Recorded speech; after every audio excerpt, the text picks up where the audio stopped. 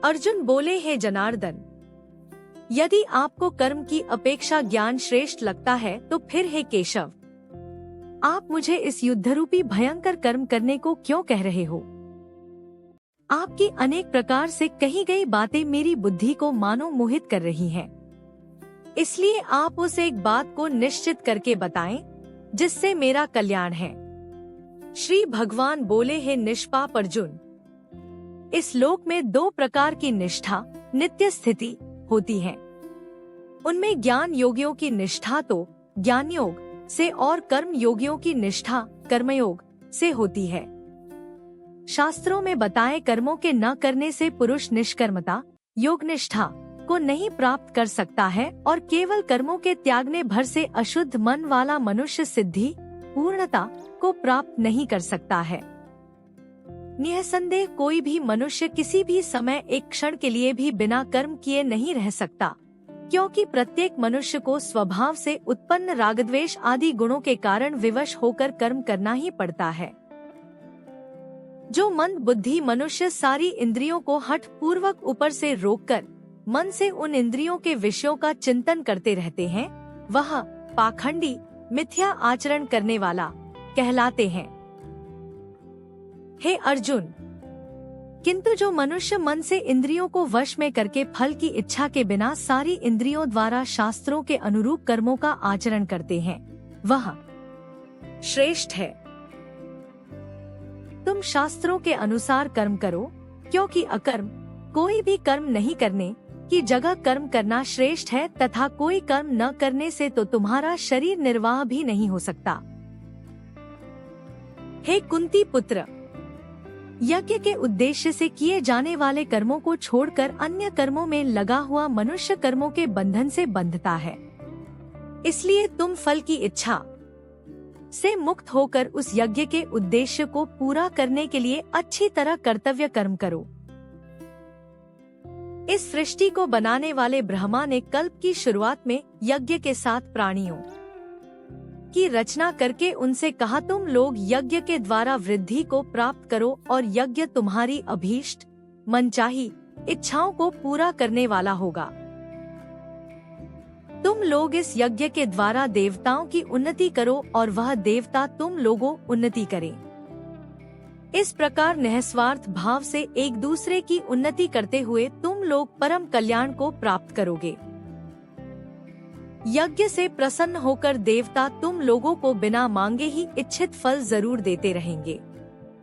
इस प्रकार उन देवताओं के द्वारा दिए हुए फलों को जो मनुष्य उनको बिना अर्पित किए स्वयं भोगता है, वह तो चोर ही है। यज्ञ से बचे हुए अन्न को खाने वाले श्रेष्ठ मनुष्य सब पापों से मुक्त हो जाते हैं, किंतु जो पापी लोग केवल अपने लिए अन्न पकाते हैं, वे तो समझो पाप को ही खाते हैं। सभी जीव अन्न से उत्पन्न होते हैं। अन्न वर्षा से उत्पन्न होता है, वर्षा यज्ञ से होती है और यज्ञ उचित कर्मों से उत्पन्न होता है।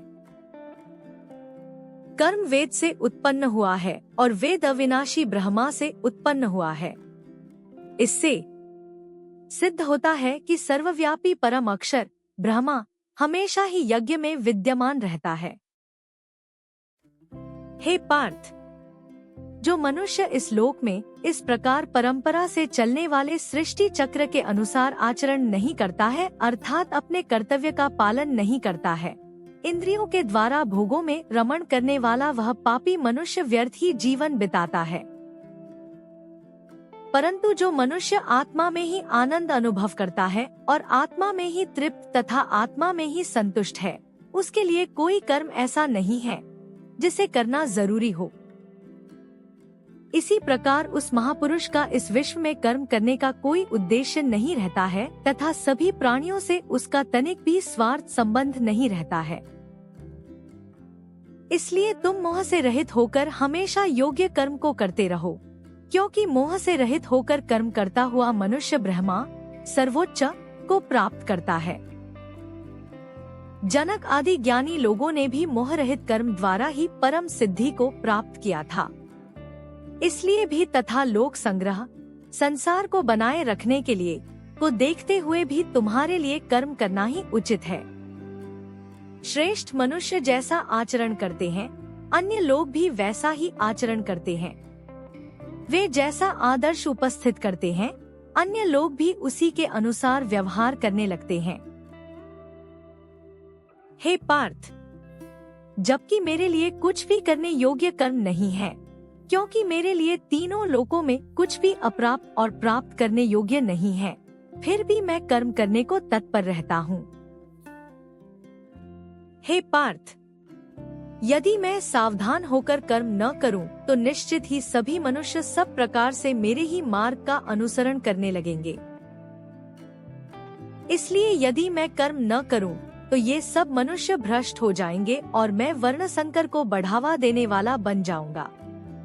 इस प्रकार से मैं ही इन सभी मनुष्यों के नाश का कारण बनूंगा।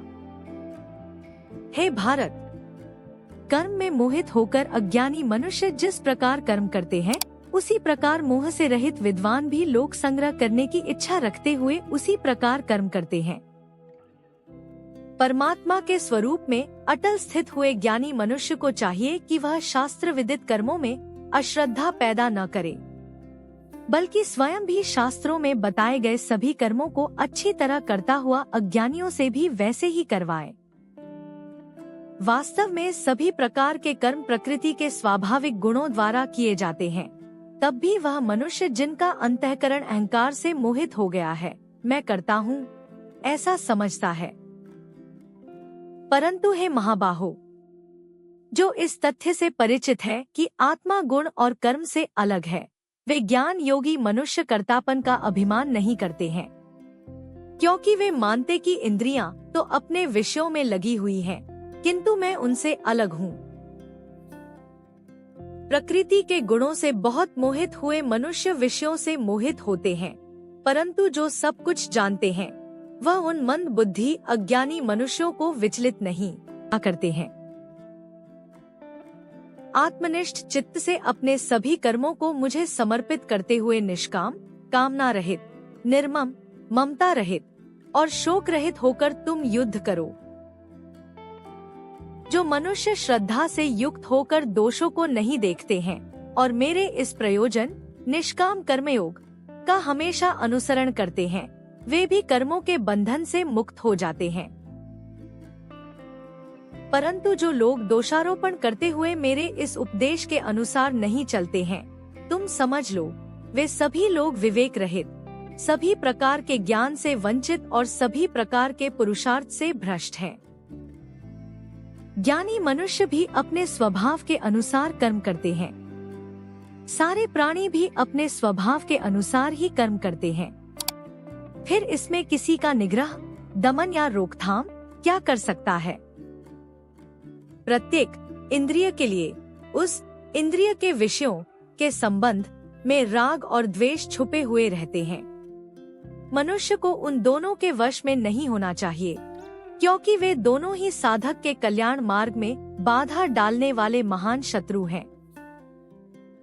अच्छी तरह आचरण में लाए हुए दूसरे के धर्म से दोष युक्त अपना धर्म अधिक अच्छा है।